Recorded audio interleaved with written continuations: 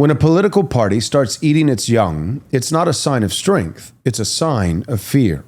This summer, the Democrat Party cracked down on one of its own. David Hogg, a Gen Z reformer, was ousted after challenging the party's aging incumbents. Meanwhile, younger voters on the left and right are pulling further apart. Progressives want to rebuild the country from scratch. Conservatives are looking to rebuild the family, the nation, and the faith. But here's the problem for Democrats. The party is not designed for ideological conflict. It's designed to contain it. For decades, the DNC has kept power not by persuasion, but by control, controlling debate access, rewriting rules, and sidelining dissent. And it worked up until now. Because Gen Z isn't buying the party line, they're not unifying around compromise. They're entrenching, choosing sides, choosing intensity, choosing ideology over loyalty. And when a generation does that, it doesn't join a party, it breaks it. This episode is brought to you by our premier sponsors, Armored Republic and Reese Fund, as well as our Patreon members and our generous donors. You can join our Patreon by going to patreon.com/Right Response Ministries, or you can make a donation today by simply going to rightresponseministries.com/donate. So today we examine how the Democrat Party works to control dissent, why that's starting to fail, and what happens when the youngest Americans reject the oldest political party in the world.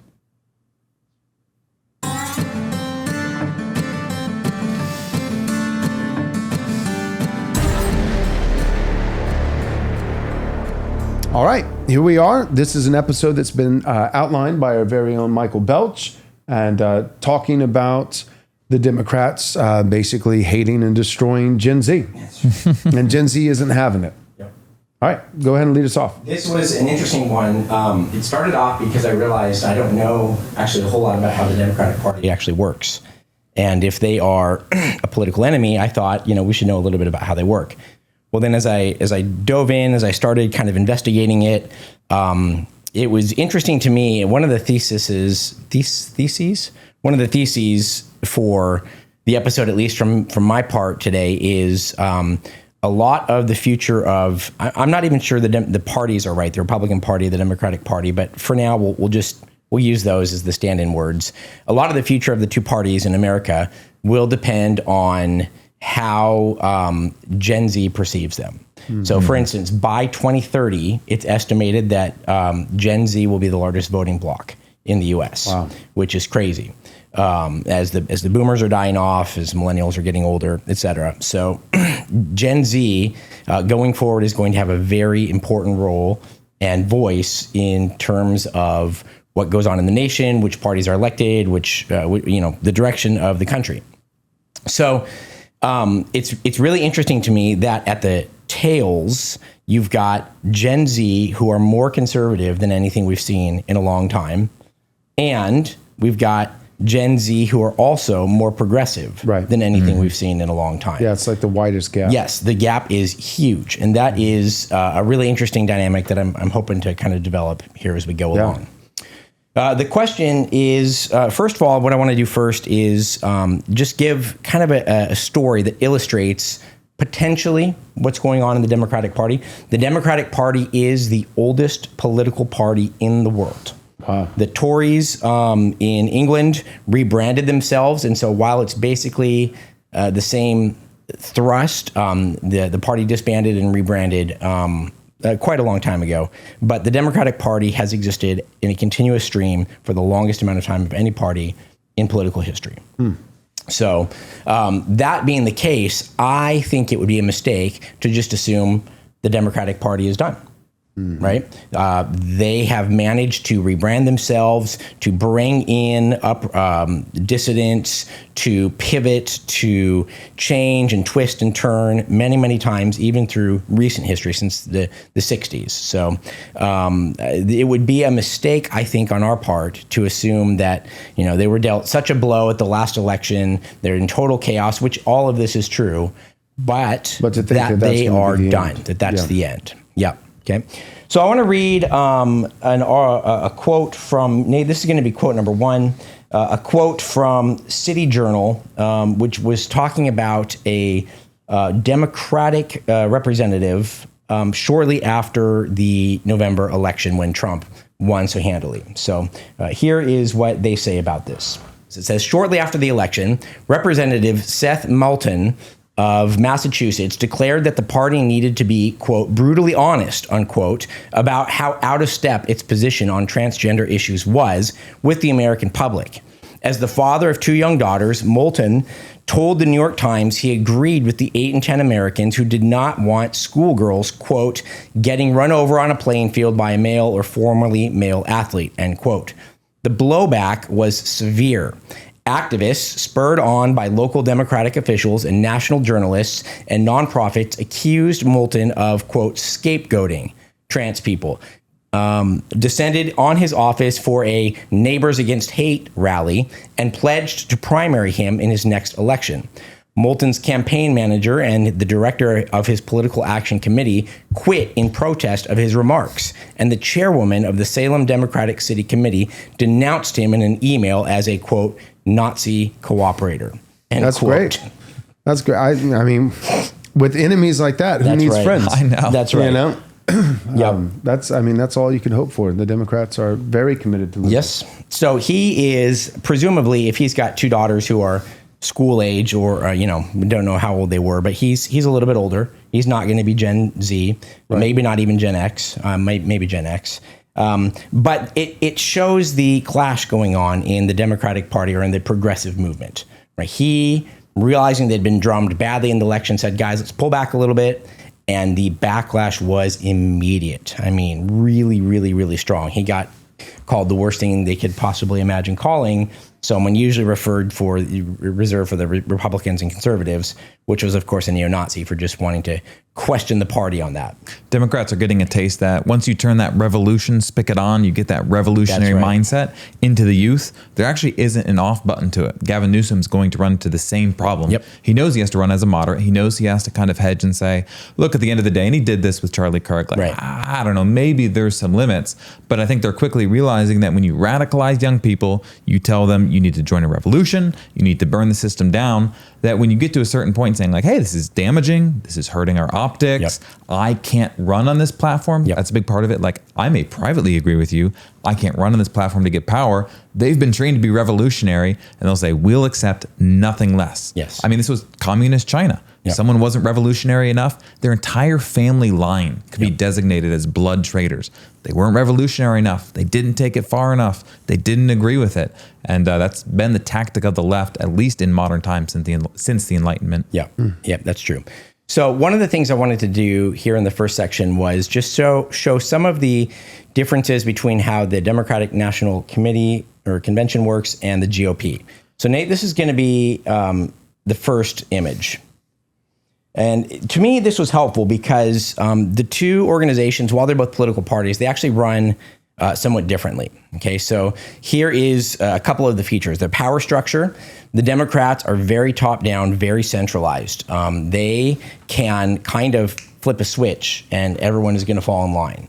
There's a lot of power collected at the top with the Democrats, which is ironic because they've branded themselves as the movement of the people. But even these protests that we're seeing, we all know they're not grassroots, right? They are funded by people at the top. They are organized by people at the top. It's not the grassroots movement that people think it is. The Republicans are looser. They are a little bit more grassroots driven. I think what I would say here is they are sadly just there's less strong leadership at the top, which we sorely lack. Not as much organization. Not as much organization. The coalition. This is the state of it in modern times. This has not always been the case. But the Democrats tend to be more ideological. They have been the elites, the activists. They have the academy. They have the schools. They, for a long time, they've had the media. Yeah. For the Republicans, it's a little more cultural. It's largely Christian or religious, populist, anti-globalist. So it's more of a cultural movement at this point, especially if you think about what MAGA is doing. Their reach, their institutional reach, the Democrats have been embedded in bureaucracy and media for a long time. I mean, that was the whole scandal with the Hunter Biden laptop and going back a long time. So the Republicans have, of late, the electoral power, but still they don't have the institutional control. That's still the case. Their tactics. This is where what has been done is, while I think this is an accurate representation of the tactics of the Democrats and the Republicans, in a lot of ways, it's been switched in the public perception. So the tactics for the Democrats are to enforce through regulation and administrative law. This is why we see so many judges willing to step up and, kind of rule, quote unquote, rule against Trump and what he's doing or what the conservatives and Republicans are doing. The Republican tactic has always been to negotiate and to kind of privately resist change. Right. And in that, right there, I think is really a fundamental difference. The Republicans want to negotiate. They want to find compromise. And Democrats, I'm painting with a really broad brush here, but by and large, it's our way or the highway, my way or the highway, and that's it.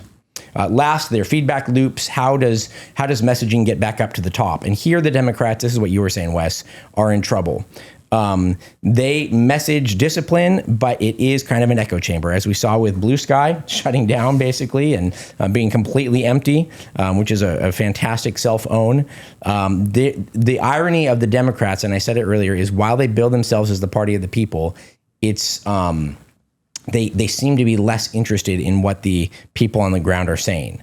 You look at Trump and the Republican Party that's in power right now, and sometimes, I think, could you stop listening to the people so much? Because it seems like there's a little micropole of some sort that says this or that, and he comes out and he's like, we're doing this, we're doing that. And the irony is, I think that the Republican Party has, because it allows, at this point, more people into the coalition than the Democrats do, it's been more fractured. And so there has to be a little bit more of a give and take, compromise, willing to listen to other people's voices. So right. Yeah. Trump especially, and it's so funny that people think he's a totalitarian, because I would agree with you, Michael, that if anything, he errs on listening to the plebes, including myself, a little bit too much.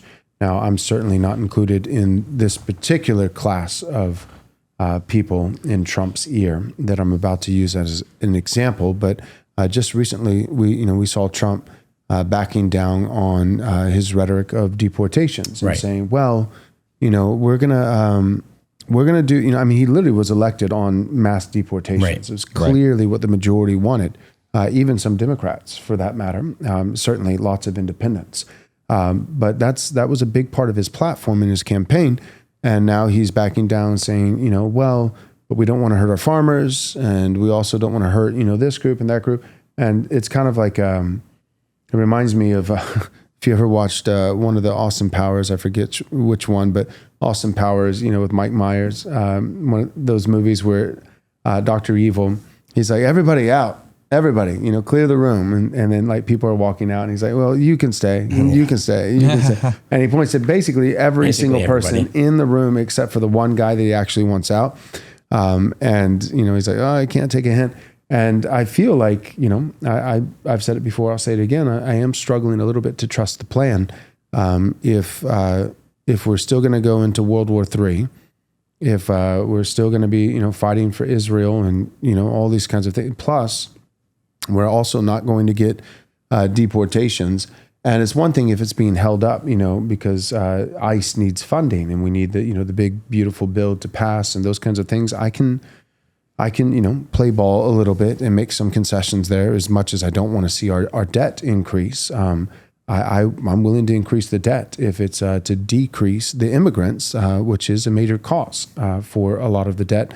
But now it's like, well, you can't help but think well, even if we get all the deportations, there's still all these different sectors within the workforce that are going to get a pass on immigrants. You know, so we'll keep these immigrants, we'll keep these immigrants, we'll keep these immigrants.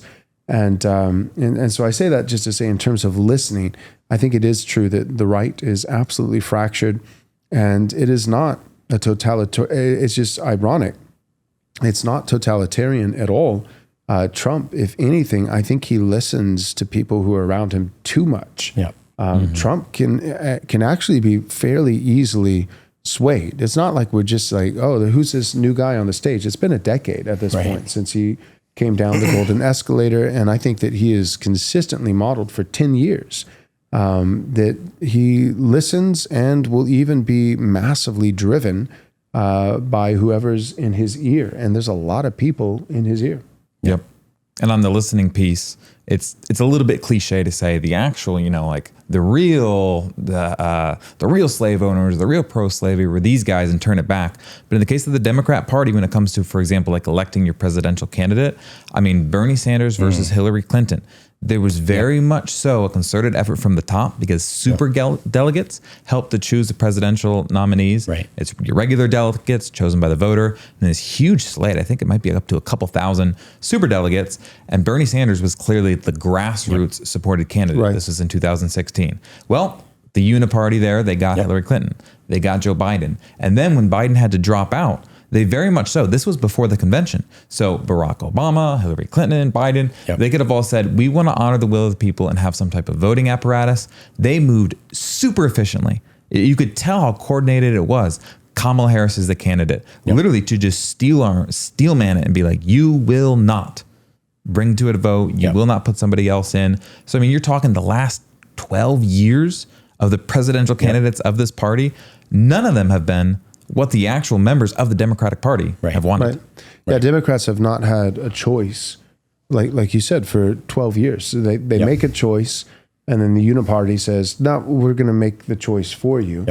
A lot of Democrats did not like Hillary Clinton, would not have picked Joe Biden. But I think that, to be fair, that's because the uniparty, because it's elite driven. It's a few individuals that are making these decisions. And the elites, as out of touch as they are, I think they still do understand that, like, Bernie Sanders was too radical, or, AOC or Ilhan Omar, that they're too radical. So, but the problem is they've radicalized their base.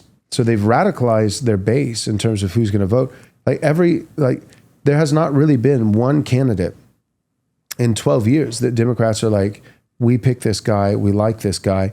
It's literally just the Republican on the GOP side, and then everyone against. We'll take Joe Biden. You're telling me people weren't Hillary excited Clinton. for Hillary Clinton, tripping over themselves to get to the polls? Yeah. Well, to your point, Joel, one of the front runners to be nominated as Joe Biden's vice presidential candidates was the current mayor of Los Angeles, who has just been a complete clown show over the last week. Karen Bass? Yes. And the elites stepped in even there and said, look, guys, we don't have a lot of great options, but we cannot run her. Like that would be the greatest disaster ever. So they probably recognize, to be honest, and to your point, Joel, the people are bad at making decisions. Right. Like straight up, they're like, we'll call ourselves the Democrat Party. We'll tip our hat to democracy. But these people are stupid. We do not want them picking. And the Democrat elites are, I think, perfectly aware of that. You're absolutely right. Yeah, I agree. And they know how to play ball. I do think, personally, and I know this isn't really the theme of today's episode, but I do think that we're starting to see, and we'll see more of that same phenomenon on the right. That there's going to be more and more on the right of a base that is radicalized. The counter revolution that's going to say, look, this is who we want. But the GOP, and the elites, as we start to get more of them, are going to say that guy can't win. You can't win on that base. And I'm not just talking about like neo-Nazis or something like that. You'll have some on the right who are like, well, we want this guy because of his views on, something super spicy. But you also, it's not just that. You also have like abolitionists, for instance. It's like, we will not vote for Donald Trump unless he campaigns on there will not be a single abortion anywhere in the country, and anybody who even attempts it will be put to death. Well, the GOP is not going to run that guy, not anytime soon. I'm not saying it could never happen. But And so this phenomenon, it's been, I guess what I'm saying is that it's kind of been par for the course for the left. Yep. And that's true. And for a while, but it's not limited to the left. I guess is I what agree. I'm saying. I agree. It can exist on the right and very well may soon exist on the right. In fact, I think that it has existed on the right, and for some, reason of divine providence, Trump upset the apple cart. Yeah. As much as we don't, maybe like some of the things he's doing, the directions he's going, he was not supposed to be the one who won. Right. It was supposed to be Hillary. It was supposed to be somebody else. Even for the primary debates going into it, I mean, I think I remember he almost wasn't invited to some of the original primary debates. Like he was not even at all in consideration going into the 2016 presidential election. So, and I think the reason too with the Democrats, like a woman, like, oh, we're going to get excited for it. People aren't just going to have that. Right. But a man who's built a $1 billion empire gets up and says, hey, you downtrodden American who had his job shipped overseas. Yep. I want to make America great again for you. Yep. That's the type of thing that can push past the elites. Yep. But it's Hillary Clinton. I don't even know what she ran on. It's like, come on, get out there with her nasally voice. It's like, Yep. Yep. I want to close this section by just reading a phrase that I came across while I was researching and thinking this through. And it was this: Democrats enforce or try to enforce their vision. Republicans negotiate with it. And there's strengths and weaknesses right there. We can't be ideological. We know that politics is a game of compromise, of trying to achieve the best ends possible with the best available tools. But I thought that was insightful, that for a long time, one of the reasons the country is in the state that it's in is that people on the left believe in their cause, they believe in their vision, and they believe in exercising political will to achieve it. Right. And the right has... Maybe the right has actually behind the scenes had that as well. Maybe that's the problem, is their vision has been the post-war globalist. Like that probably is the case. But at least the champions that the conservatives put forward, they tend to they say one thing and then they very quickly back away from that and end up disappointing a lot of voters kind of over and over and over as a pattern. And I think it's like playing chess. You have to have different pieces on the board, bishops and rooks and knights. And with the Democrats, like you do have the true bona fide ideologues that like they actually have conviction. It's terrible, but like you have your AOCs, your Ilhan Omars, and like I mean they like for them it's not just winning. It's not just what can I run that is within the Overton window. Like I mean they're perfectly willing to be far outside of what would be publicly acceptable, just strictly on the basis of ideology and their convictions. And so even if the American public aren't even close, they're like, well, we genuinely believe in our heart of hearts that, gay furries are going to make America great again. And we stand for gay furries. And whereas on the right, but my point is you have that, but then you have Chuck Schumer, and you have the Pelosi's and you have, all the people, but on the right, it's like you only have the Chuck Schumers and the Nancy Pelosi. Right. Like you don't. All you have on the right, I feel like, is the career politicians who are just like what works. Like we just want to win an election, and we don't care if we have to compromise every single one of our virtues to do it. We just want to win, and ironically, like that kind of strategy has, in many ways, all it's produced is losses. Yep. Because it's like, what do you stand for? And Trump is the first guy who actually had something that he was standing for, and it worked out, and he won. But when I think, macro picture, at least the last 20, 30, 40 years, it seems like Democrats, there's the career politicians to be sure, and they're, they're gonna actually run a campaign, especially at a presidential level, that's within the Overton. But then there's also the squad. There's a section of the Democrat Party that truly functions on ideology and conviction and is constantly. So you have one apparatus that's it's the mechanics. It's actually getting the W, getting the win. But then there's the other side that's propagandizing and shaping the culture to push them perpetually further and further left. On the right, it seems like it's only the career politicians. It's only the apparatus of just working the election and trying to win, but no one within the right coalition until Trump that actually is saying, no, I'm actually trying to push and shape the culture, influence the culture to move further right. That's something that we've lacked as we start to get that, though. And I don't think Trump is like the end all be all. I think in many ways he's the prelude. And I'm he very just opened grateful. the door. But he just opened the door, exactly, and is kind of like the first example of an ideologue, and he's really not that ideological, but a guy who had a positive vision, not just let's win an election, but a positive vision of what America could be. The first guy in decades on the right to have that, but now that we have, I'm hoping, limitless, perpetual fracturing is not good for practically getting something done and winning elections. But I'm hoping that we actually can have at least some fracturing in the sense of having some guys who can win elections and know what it takes and know where the American public is so that they can be shrewd, so that they can be strategic, but also having some guys even further to the right of Trump with conviction and actually have a positive vision of trying to not just win the next election, but shape the public in such a way that the Overton is now actually moving towards the right. Yep. Good.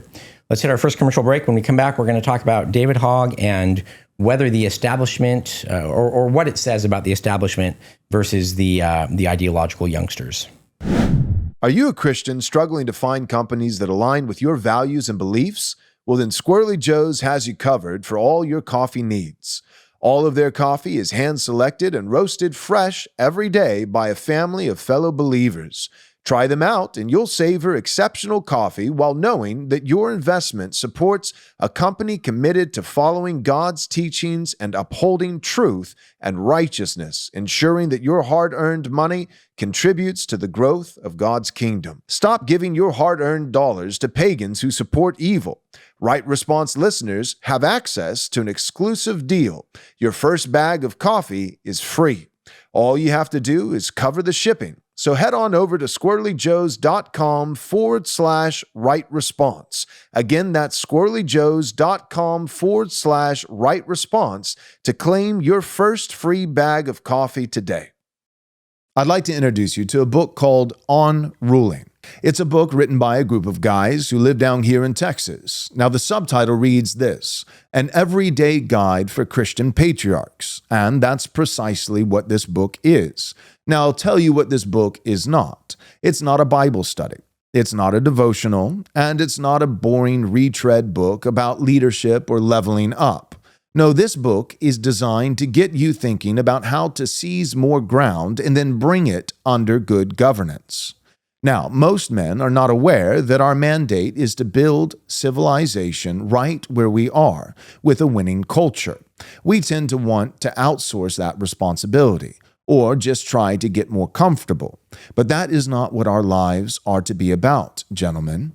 Regardless of how many talents our master gave us, we should be making moves to see an increase in all spheres of our lives. One day he will return and ask for our reports. So this book is about all that. It's about governing your heart, household, and enterprise so that the kingdom of God advances.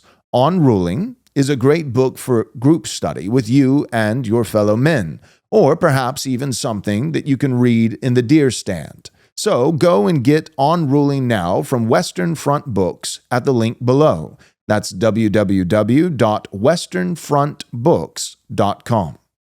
Heaven's Harvest takes pride in providing you with the best freeze-dried emergency survival food kits on the market. Their kits stand out because they prioritize serving sizes and calories that will sustain you for the long haul. No gimmicks, no fillers, just a diverse array of nutritious options that will pleasantly surprise you. But they're more than just emergency food. They're advocates for sustainable preparedness. Their heirloom seed kits include heirloom, non-GMO, non-hybrid, open-pollinated seeds, ensuring that your garden produces the same quality and variety year after year. Packaged in high-grade mylar foil, their seeds have a 10-year shelf life. So get 10% off your Heaven's Harvest order by using our special discount code RRM at checkout or by clicking the link in the description below. Made in the USA and free shipping on orders above $99 for the US only. All right, welcome back. Joel, one of the things you said at the end that got me thinking was how the parties deal with their more ideological people. And for a long time, both parties have an establishment, right? They've got the elite, the congressmen, the politicians, the career politicians. But I think for a long time, the elite on the right has been dragged forward by the ideological, on the left. The elite on the left have been dragged forward by the ideological on the left, and the elite or the establishment on the right, the Republican Party, have been blocking the more ideological on the right. And so I think what we see is kind of a on this side, there's a funnel, right? And this is actually why the Democratic Party has been able to stay in power for so long, because you've got a broad base and then it shoots its ideological people out of this funnel, but they're able to turn their funnel, right? On the right, we have the GOP, and they're like a volcano, right? And so it was flat, and there's ideological pressure, and it's starting to bubble and bubble and bubble. And I hope you're right. I hope that Trump was the first kind of shoot of lava into the air that will open a crater that more can come out of. So the question is going to be with the DNC, whether the establishment is going to be able to rein in the more ideological Gen Z members. So something interesting, this was a couple weeks ago maybe, but David Hogg was appointed, he's the first Gen Z appointed to this sort of power. He was appointed the vice president of the Democratic National Committee last year. Now he has gained notoriety and fame. He's been an influencer on the left for a number of years. He was a survivor of the Parkland shooting in Florida in 2018. And on the back of that, he started an organization for gun control and to stop gun violence and all of these things. And so he's had a voice for a long time and has become really, really popular with the progressive, younger Democrats or leftists. And so the party, realizing that we've got people like Joe Biden and Bernie Sanders as our figureheads, they actually elected him as the vice president of the Democratic National Committee. Wes, is it committee or convention? I think it's convention. Convention, yeah. Convention. I keep saying committee. Now, he did something really interesting. He took the $20 million budget that he had been given, and he publicly came out and said, all right, thank you very much for the position. Obviously, what you're telling me is you want younger, fresh ideas like I have. So I'm going to be actively primarying and campaigning against any Democrat who's up for re-election in the next election cycle who is too normie. So he took his $20 million budget and just came out hard and made, a list. These are the people that we're going to primary. We're going to get them out, and we're going to get the real ideological purists in their place. Wow. Well, worst first act of office: Rehoboam, David Hogg. Probably that. There's a good argument to be made. Yep, absolutely. So this sent the Democrats into a panic. And of course, all of these congressmen are contacting the Democratic National Convention and saying, wait, what's going on? I'm going to lose my seat. The vice president is actively campaigning against me. What about all the promises you made me? What about, all these deals we've had? And so this really threw the Democrats into a situation, because this garnered a lot of support from the younger Gen Z, more ideological people. Yes, we're finally getting what we've actually wanted. We're going to push past the old Democratic positions. We're going to finally get the new ones. We're going to get some people in there who are aligned with us ideologically. And so the question is, what happens?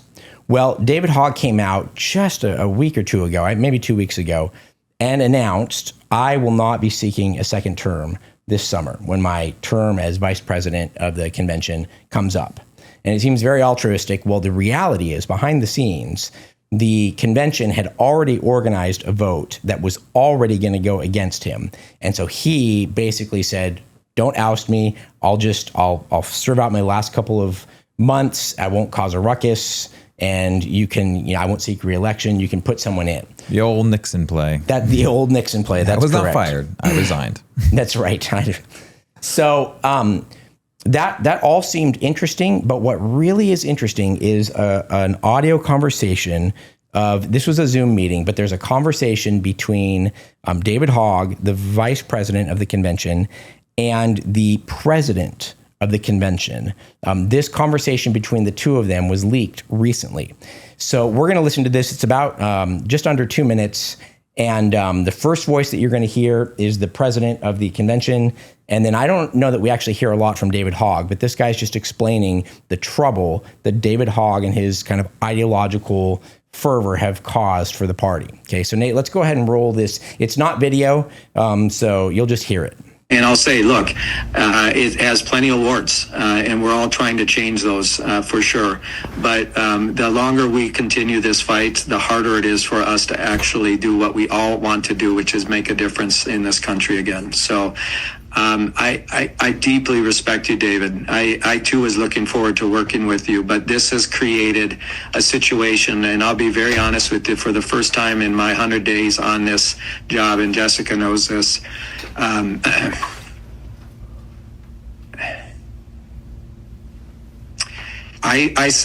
other night I said to myself for the first time, I don't know if I want to do this anymore. And partly not because of the stress and all the naysayers, right? I'm used to that. I've spent 14 years as a chair. I'm used to getting beat up on. But, this is really everything, from this election, this credentials report, and how Malcolm's been treated in this, to, the fact the election itself, how Shasti and Gina were treated in this.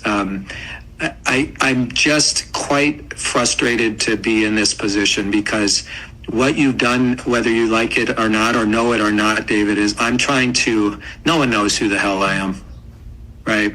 I'm trying to get my sea legs underneath of me and actually develop any amount of credibility so I can go out there and raise the money and do the job I need to put ourselves in a position to win. And again, I don't think you intended this, but you essentially destroyed any chance I have to show the leadership that I need to. So it's really frustrating.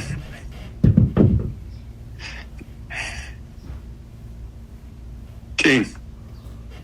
That was from Politico, and if you've heard at the end, he starts to get emotional, right? To cry or, most masculine Democrat award. Yeah, it makes sense that he's a Democrat.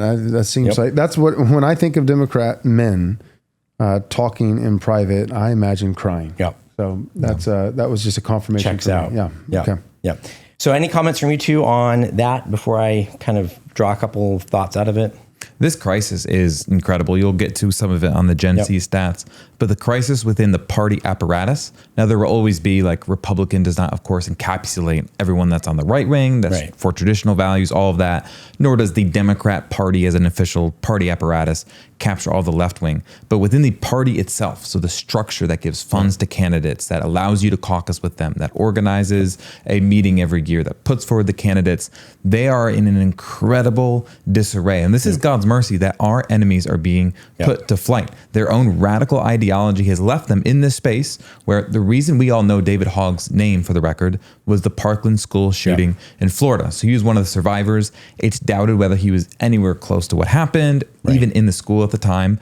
But we know his name because he went on a huge tour speaking up about gun violence. And so that kind of radical ideology there then gave birth to this man that is not at all intelligent, not at all inspiring, but it's the victim narrative. It's probably the only white male that they somehow found a way to make into the victim.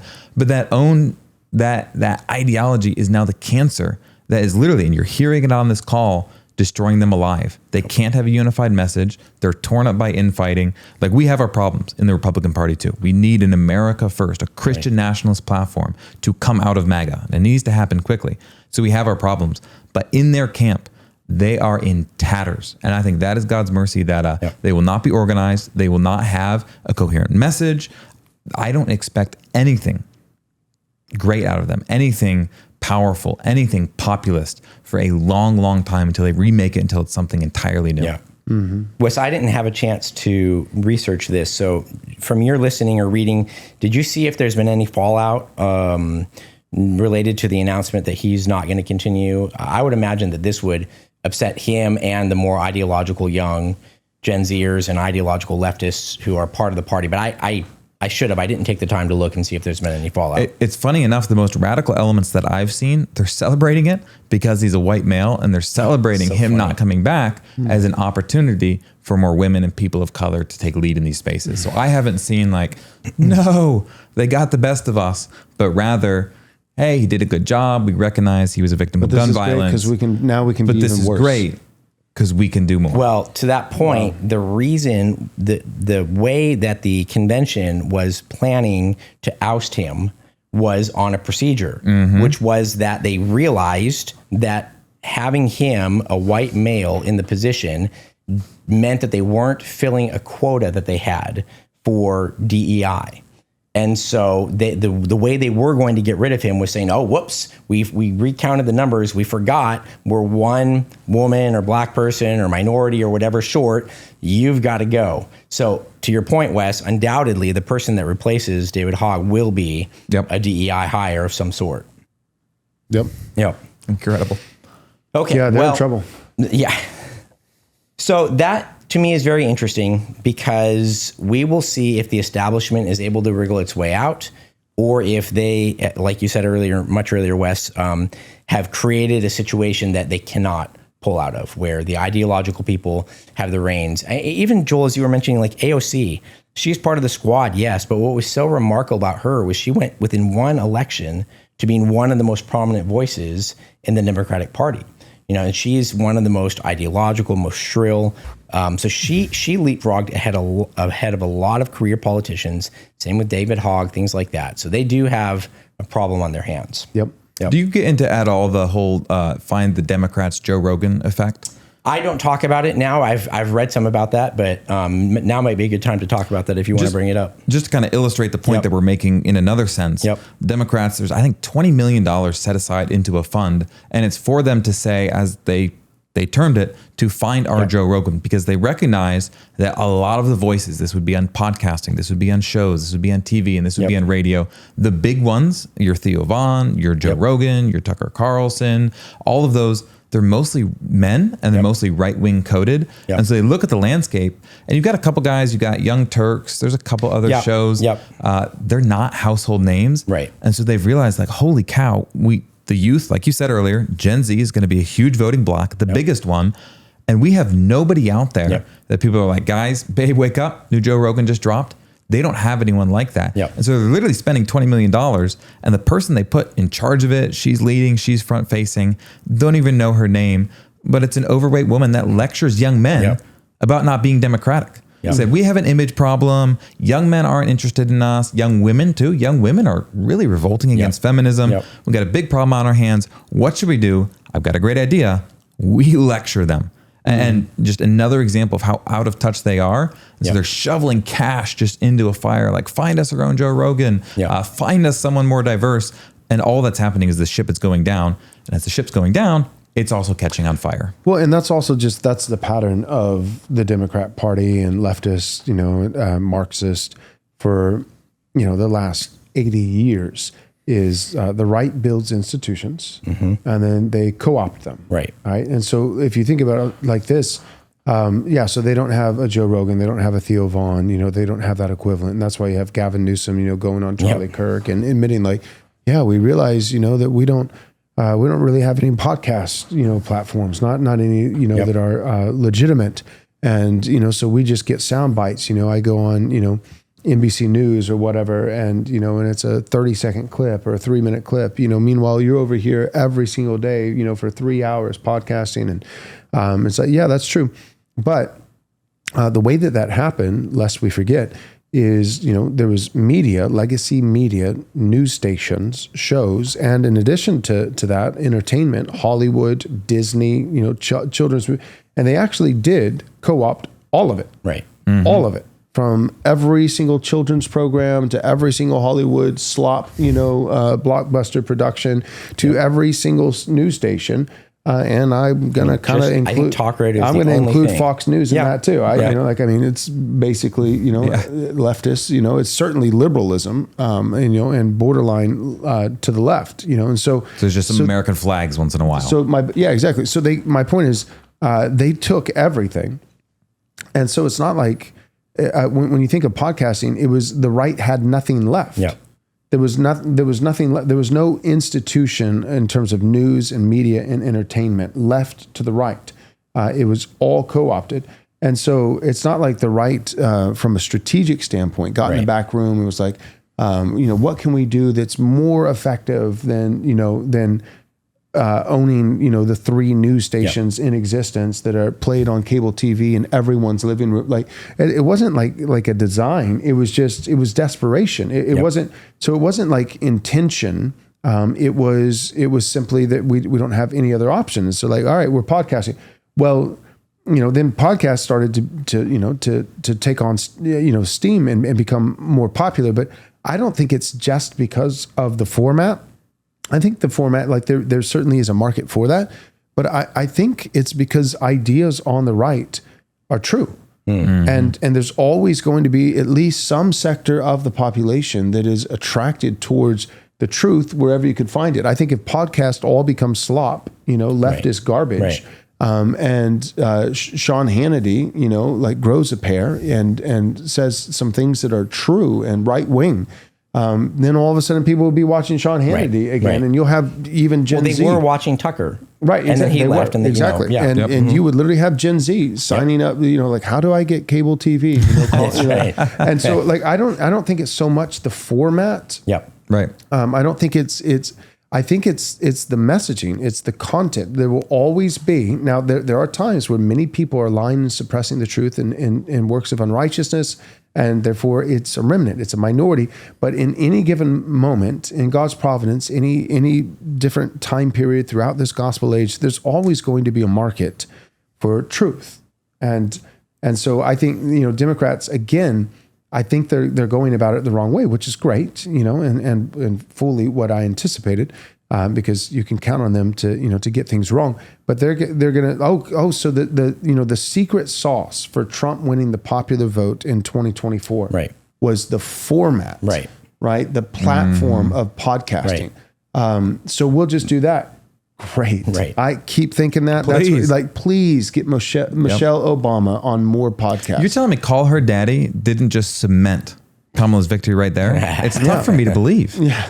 So I think it's basically the right starts something, the left takes it, right? There's always this perpetual leftward drift unless they're absolutely committed, and there have to be all these mechanisms. Otherwise it's just compromise, a leftward drift, and eventually they co-opt it entirely. They take it, and then that's not left to you. There's no chance if you're on the right of getting into MSNBC or something. And so then you start a podcast with 7 followers, but eventually over the course of a decade, then that becomes a big thing, and then the left's going to come for that too. And so my hypothesis, my prediction is. This $20 million going towards podcast is, I think it's great. I wish they had, designated as a line item $200 million. Like the whole we could do more. It's literally like, it might as well say like $20 million in the garbage, because it is going to do nothing. Well, something else happened though. I mean, everything that we've said so far, I think is right. But one other thing happened that I think is to the point that you made, Joel, that what really is going on here is people are saying true things. Right. Mm-hmm. And the thing that happened was some existing podcasts like Rogan and like Russell Brand started not they themselves becoming right-wing, but they started entertaining right-wing or truthful ideas, having guests on. That's what it was. And that didn't tank their numbers. Right. In fact, if anything, it helped. And so to your point, it was this idea that truth had been suppressed. And so a conservative would even go listen to Russell Brand if he had some guest on, even though had been a new agey, weird druggie, I'll listen to him. Just whatever Yep. the platform, I Yep. think in many ways is Yep. irrelevant. It's the messaging. Where can I find truth? So like even now, like there's a transition in terms of the technology itself. I think that's less relevant. So like right now there's transition to like there's all these guys going viral on TikTok with like 45-second little videos where they watch Right. something and then they react to it, and Right. they're not giving some deep thought out analysis. Right. They're literally saying like 3 sentences, but the 3 sentences they're saying is what everyone's thinking, and they're willing to say it out loud. It's true. And so then what happens? Their little TikTok channel blows up into the stratosphere. It's like what in depth brilliant cultural analysis is being offered by this prestigious individual, and it turns out the dude, it's like a 22-year-old single white guy who's just watching a video and then saying, yeah, that's ridiculous. Round all these people up and throw them in prison. Right. And everyone's like, yes. Well, the left has their $20 million chest. The right has a former, you guys know Twitch? These are guys who play video games. Yeah, yeah. So Asmongold, he was a big Twitch guy, but he was just games. Now his are the little clips. Right. That are, and that you can't fabricate that sort of thing, right? The $20 million is not going to create an environment where young men who play video games and then hear this guy getting mad about something conservative, Right. keep clicking on his hot takes, his 30-second hot takes. Yeah, Because they're right-wing kind of thought done. is concise and simple. It's a joke, but it's true. Well, the left can't meme. Why can't they? Yeah. Because their ideas, be it about white privilege, be it about structural racism, be it about the patriarchy, none of that is simple. You have to say like, well, actually, if you read the critical race theories and you go back and it's worked into the structures such that racism it's an unconscious bias that's learned from, that is so much longer than simply saying, hey, some people are different. Right. Yeah, it takes more words to lie. Yep. That's it takes true. more time. And it takes fewer and words. in an to attention tell the span truth. world, people do not have that long to sit Like if there we and go listen to. outside and I say, you see that? The sky, it's blue. Right. And there's just immediate consensus. But the guy who wants to say, well, actually, it's green. He can't just There's say actually a spectrum of he has colors to that the then sun explain across the why this atmosphere- thing that's so blatantly Right. untrue is actually true. Right. And so he has to explain why your eyes are lying to you, and why it's actually green. And that just simply takes more time and more words. And so so the right is always at an advantage in the sense that truth is, you're right. It takes fewer words. It's simpler. And it also doesn't take somebody who's PhD'd. I mean, it's Right. great. Like the right need our intellectuals. We need our academics. We need institutions and think tanks, and we're going to have to build a lot of that up again. We have some of that, but very little by comparison to the left and everything that they've co-opted and hijacked over the last 4 or 5 decades. And it'll be imperative that we seek to build those things up again in the future. But at the same time, like you'll see the memes, on X where it's like some, it's like from like a video game or something. It's like some giant, like colossal titan, and it is the size of a mountain. And then it's this tiny little warrior, like human size standing in front of it. And it's almost a joke. It's like David and Goliath, but on steroids, Right. like not just like this guy's twice my size, but like 1,000 times.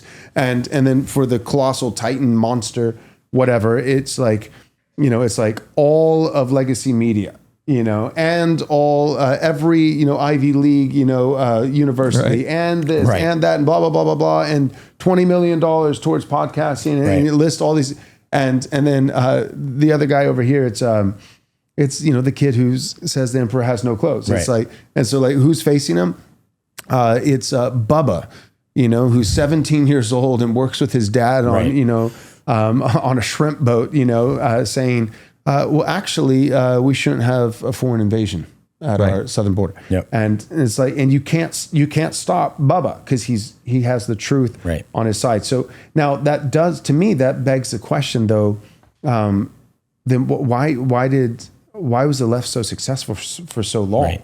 Because they've been lying all along. But I think this kind of gets back to just the heart of this entire episode is at first it maybe didn't require as many words and it didn't require such. The lies were smaller. Yeah, you didn't exactly. You didn't need, because now we're talking about multi-billion-dollar propaganda machine, right? Because when you're trying to get people to believe that boys are girls, right, the complete opposite of truth, that takes a lot of indoctrination. That takes it's like we're never, like, everyone's going to have to get a PhD, and we're going to have to fund everyone getting a PhD, because it's going to take literally 7 years of 40 hours a week in the classroom to convince someone that a boy is actually a girl and a girl is actually a boy. But at first, what you're right, Michael. That's what I was going to say, is that at first, if you're actually more conservative and traditional and in line with the Christian faith and all these kinds of things, you're in line with truth.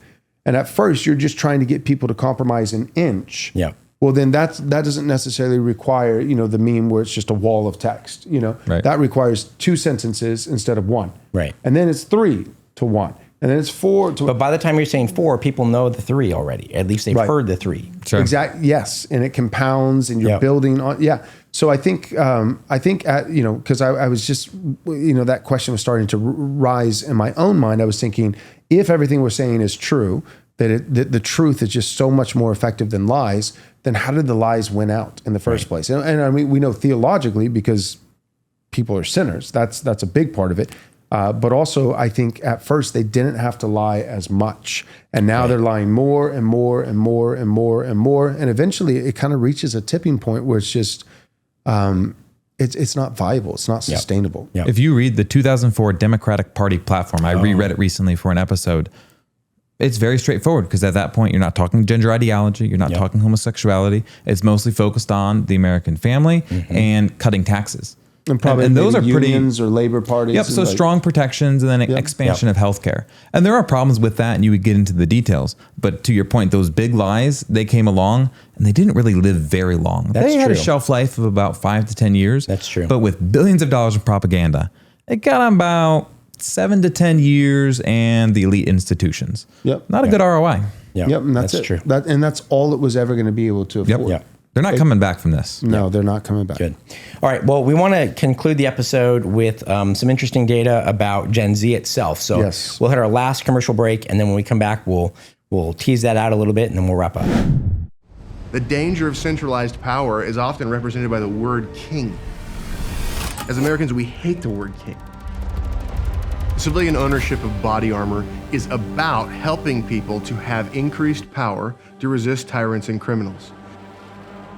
And so, Armored Republic is about helping you to preserve your God-given rights to the honor of the Lord Jesus Christ, because he is the King of Kings, and he governs kings and he will judge them. This is Armored Republic, and in a republic, there is no king but Christ. We are free craftsmen, and we are honored to be your armor smith of choice.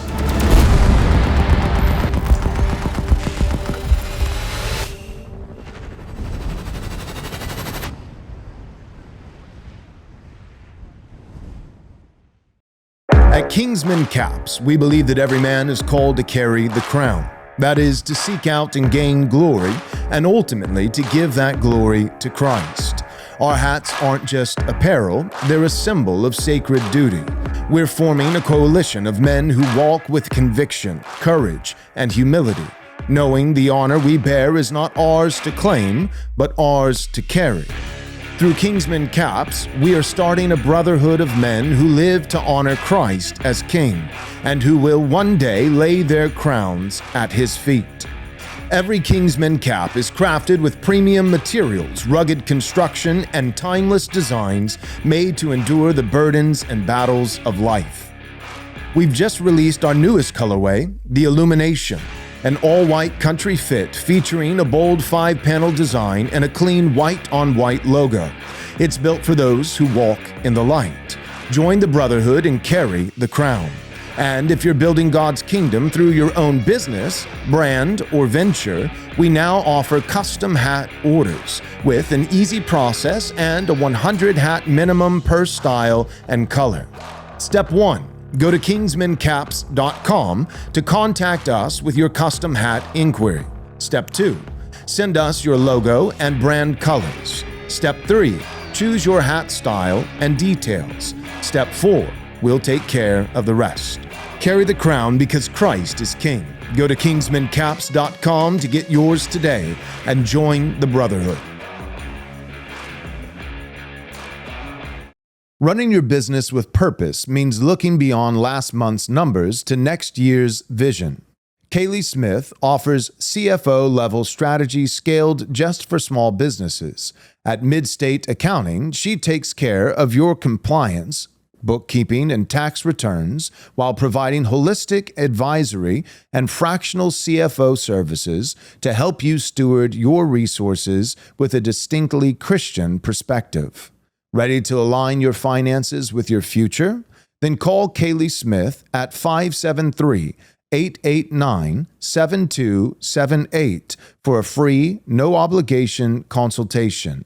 Mention the Right Response podcast to get 10% off your first 3 months. Prefer to explore online? Then you can visit midstateaccounting.net to learn more or schedule a call. Again, that's midstateaccounting.net. With Midstate Accounting, you'll plan for tomorrow while operating in faith today. So call Kaylee Smith at 573-889-7278. Again, that's 573-889-7278.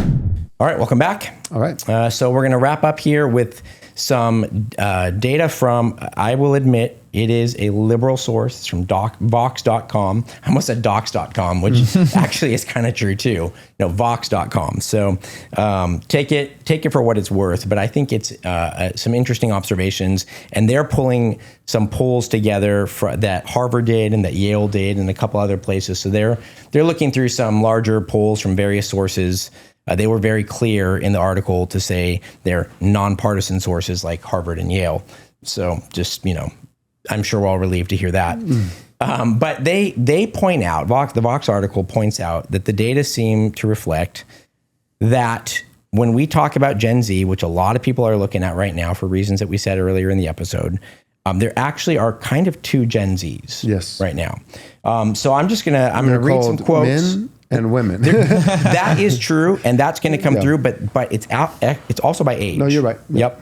So I'm going to read these two quotes, and then we'll give our commentary on it, and then we'll wind things down. So this is the first quote from the Vox article. It says this: according to the spring Yale Youth Poll, younger Gen Z men and women tend to have more Republican-coded opinions than their older Gen Z peers on a range of policy issues.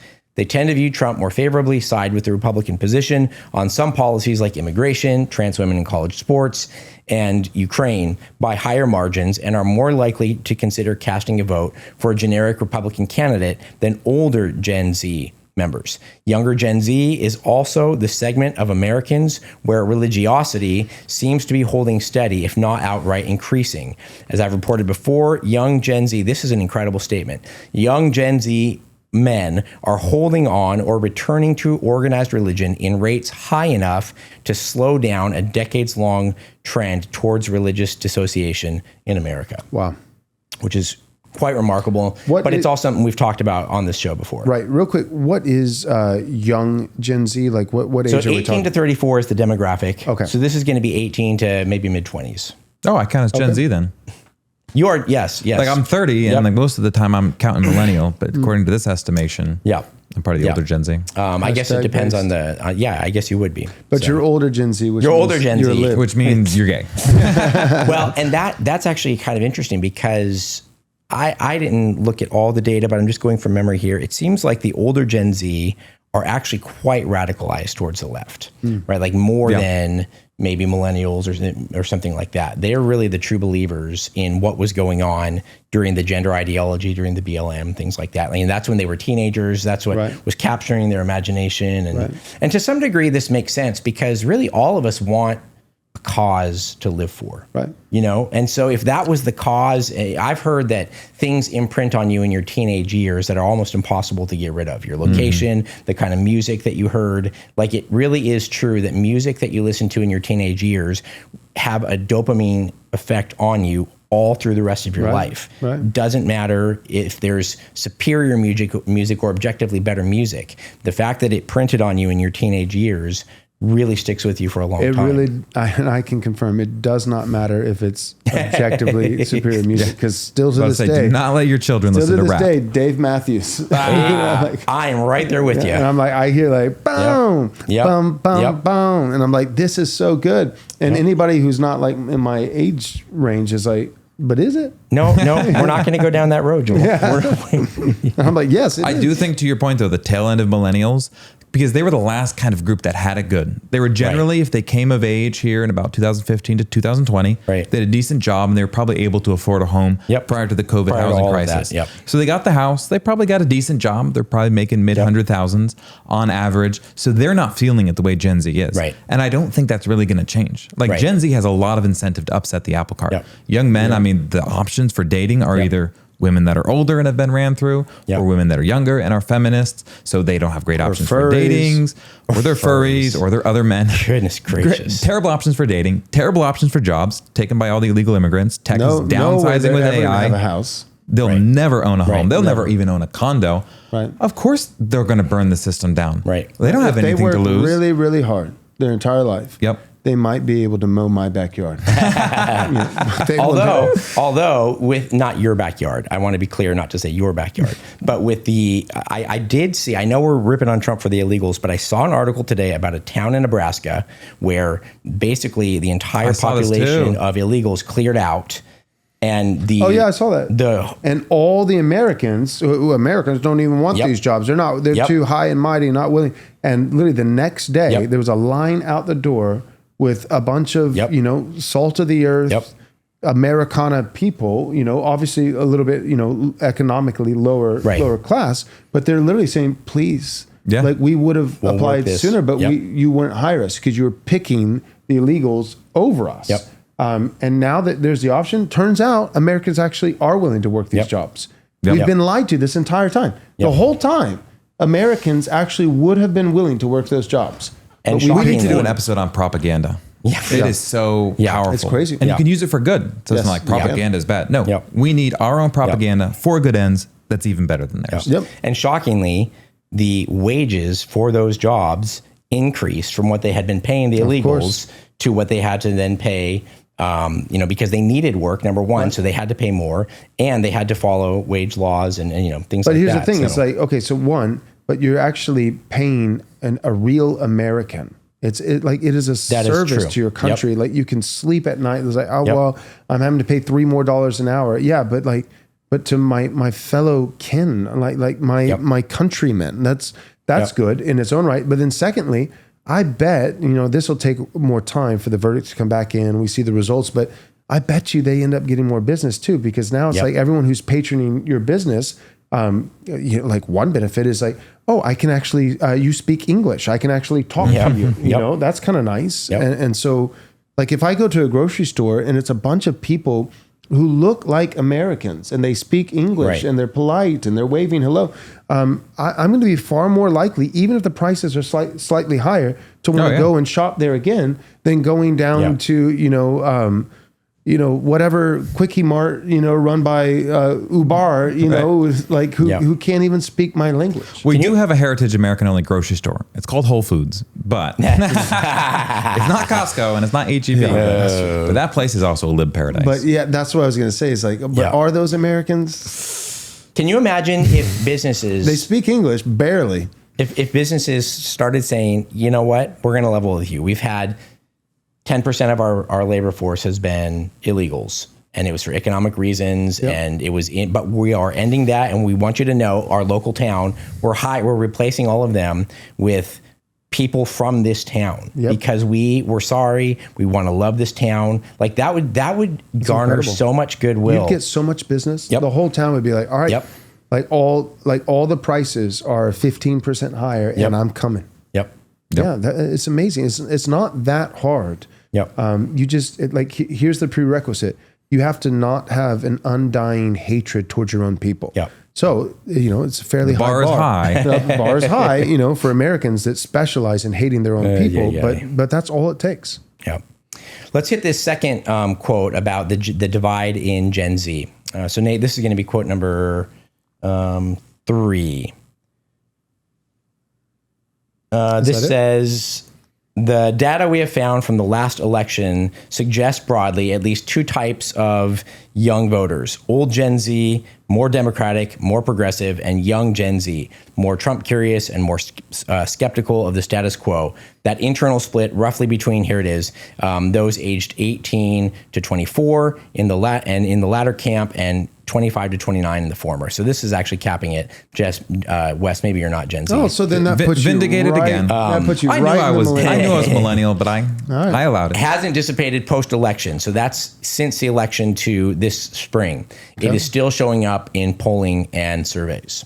The point that the article was making here was this was not just pre-election hype. It seems to be bearing out even after the election. Yeah, because it'd be is one thing if it was only oriented toward Trump in that particular election. But if it's like, now we're starting to poll them on other candidates or other issues or whatever, and the trend is still holding, and that actually says something about the people themselves, that this 18 to 24-year-old group might actually be a little bit based. I'll give you a data point too. Instagram, which is a very young skewed platform. And I don't even have the app on my phone, but I spend a little bit of time on it.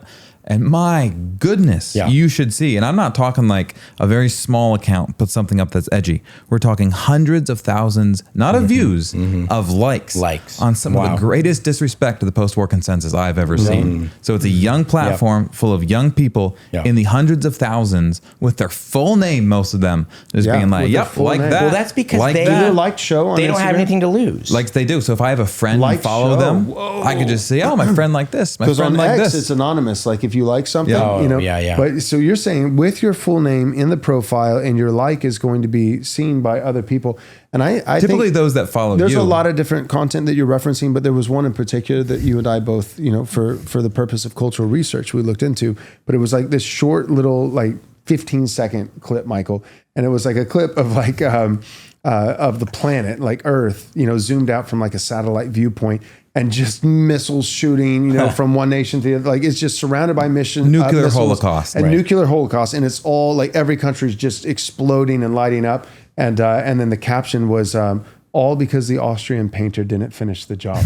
And 470,000 likes. And the point is not whether or not and I agree with that. But the point is 470,000 likes with people's names shown. Right.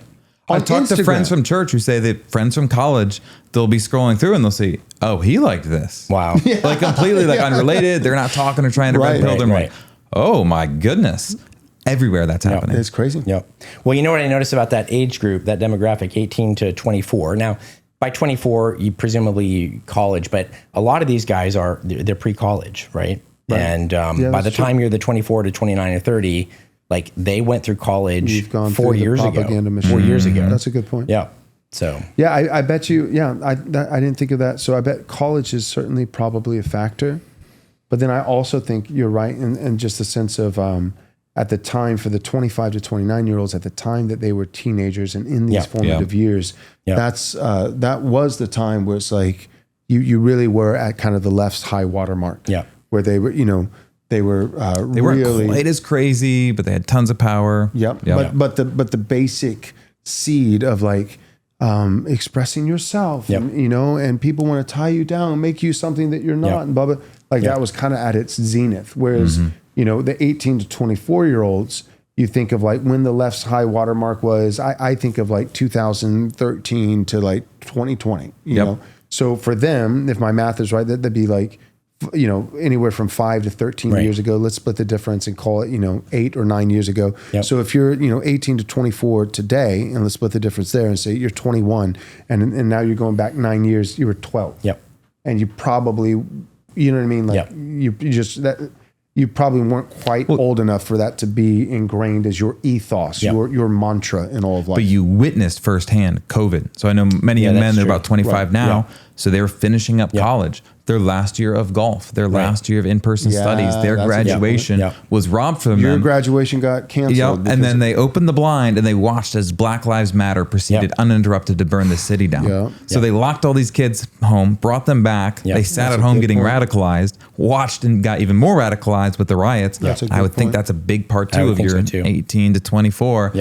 I want nothing to do with this. And that demographic, because of the condition of the economy and just because they're young, they are I would imagine that they don't mind having their real names on Instagram because they don't have anything to lose. Right. They don't have a career that they can get fired from. Like they're done. They're done with it. Yep. Good points. Yep. Any final thoughts? This was a great episode, Michael. Nope. The only thing that I'll say, and then I'll hand it over to you guys for any last thoughts, is just I am very interested to see what happens with both parties. The focus in this episode was the Democratic Party. Who will win out? Whether the establishment will be able to quell the young kind of rowdy folk, or whether the younger groups in each party are going to kind of win the day, hold sway. If they do, this is my last comment, I don't know that like the 18 to 24-year-olds and the 24-year-old to 29-year-olds have a lot of loyalty to the party. Yep. And what is interesting to me is the idea that possibly if the ideologues win, and I'm not trying to use that term pejoratively, just as a shorthand, if the more ideological young Gen Z people win in the Republican Party or in the Democratic Party, I actually don't know that there's going to be a lot of interest in holding one monolithic party together. So it'll be interesting to see what happens going forward. Yeah, here's my prediction. I've been thinking about it for a while. Donald Trump is actually a great example because, he's a 1990s liberal Democrat from New York. And, like, he was a Democrat forever and only, joined the GOP and later in life, and like I think he's like 130, 140 years old now. Right. So Close to. So like, I mean, he was a Democrat for like 120 years and just became, a Republican in the last decade. And I'm pretty sure that is in the Constitution. I assume that's in the Constitution. There shall be no president of these United States who's not over 100 years old. Something like that. I'm pretty sure. Now, that said, I appreciate Trump, and he's the most vigorous 130-year-old I've ever seen, certainly more than Joe Biden. But Joe Biden was like 190 years old. So anyways, all that being said, my point is you can switch teams. That's my point of bringing up Trump. I think that's well established. You can be Democrat team for, I'll speak, accurately now, for 70 years or 60 years, and then switch over, for your last couple decades of life. And so we know that you can switch teams, whether it's Trump or whether it's Elon Musk or whether it's this person or that person. There's so many examples of that. Glenn Youngkin, wasn't he, like a Democrat for a long time? And I think he switched over. Interesting. He was a governor in Virginia. Yeah, I'm not sure if he was former Democrat though. But there have been cases of RFK, Tulsi Gabbard. Yeah, exactly. So plenty of examples. So my prediction, with that being the case, and I think it's pretty well established, especially as of late, that you can switch teams from Democrat to Republican. I think if that's the case, I think we could eventually see the reverse effect. And so what I mean is, I think that the tide is turning.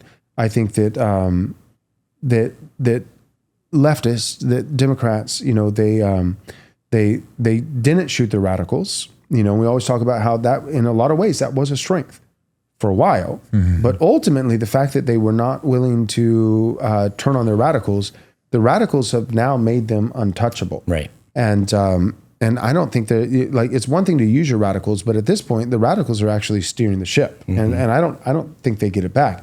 So what I predict is, I really think that, like, I think it's kind of like MAGA has won the day. I mean, it's MAGA, And so I think what you'll probably get is, because what we established at the outset, I think you're right, Michael, the Democrat Party, the oldest party in the world, is not going to go away in terms of just its label, its name, our two-party system, those kinds of, I don't think we're getting a third party.